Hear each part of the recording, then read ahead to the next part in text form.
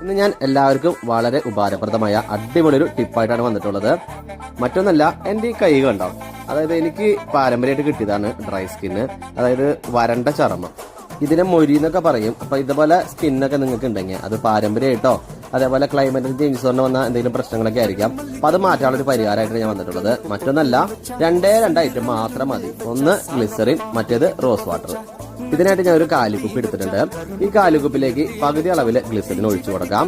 എത്രയാണോ നിങ്ങൾ ഗ്ലിസറിൻ ഇതിലേക്ക് ഒഴിച്ചു കൊടുക്കുന്നത് അത്രയും സെയിം അളവിൽ തന്നെ നമ്മൾ റോസ് വാട്ടർ കൂടി ഇതിലേക്ക് ഒഴിച്ചു കൊടുക്കാം. അങ്ങനെ രണ്ടും ഒഴിച്ചതിന് ശേഷം നന്നായിട്ട് ഇതേപോലെ ഒന്ന് കുലുക്കിടുക.